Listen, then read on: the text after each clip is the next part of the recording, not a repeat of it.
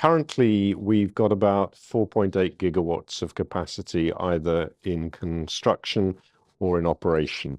In fact, and out of that 4.8 gigawatts, approximately 65% is in full operation.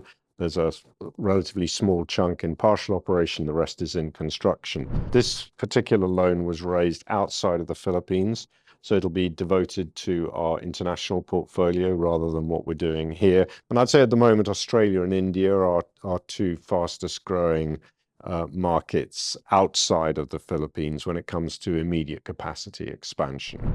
This is for what is called Yoma Micropower, and this is really to provide solar-powered solutions for cell phone towers that are being either owned or being constructed by our sister company, Globe. Cell phone towers typically need to have backup generators. So rather than relying on diesel generators, as has been the case in the past, everybody would, and we in particular in the group, would like to move to renewable solutions. We have if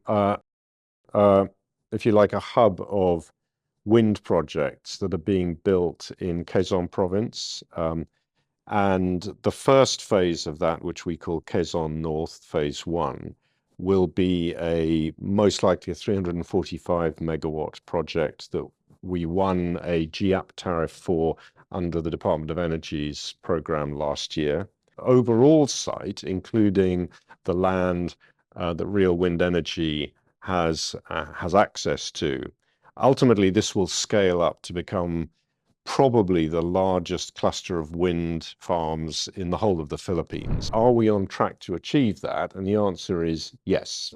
In fact, to be honest with you, we have a pipeline of projects across all of these different countries that is more than 20 gigawatts, even today. So I'm really quite confident that if all the usual challenges that are involved in building large renewable projects can be overcome, we can get there.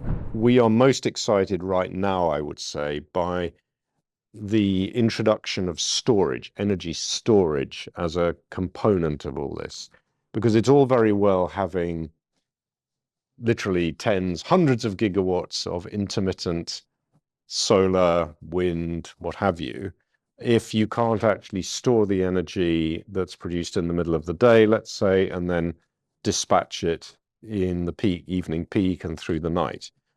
Ultimately, if renewable energy is to be the solution for countries like the Philippines and Australia, etc., there has to be a significant build out of energy storage. And that will take many forms. It won't be one solution. Batteries, I think, will be dominant in that solution set. I certainly think that goal is achievable, but it does require a few things to come together. It requires government, it requires political will. I mean, these things always require political will.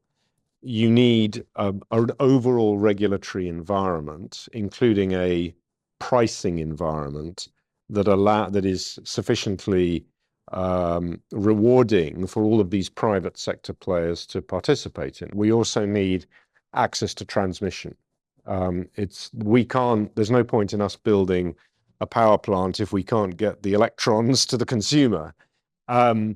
We as a company have taken the approach of putting a lot of investment into our own transmission lines to connect from our plants to NGCP's trunk grid, which is fine. But we ultimately, as a country here in the Philippines, everybody needs transmission to keep pace with the government's vision on renewable energy and what we on the generation side are keen to do. Because if the transmission access is there, the funding the demand is certainly there. We've got access to a lot of good sites, and we know that the funding is there as well, because banks are very keen to lend to renewable energy projects.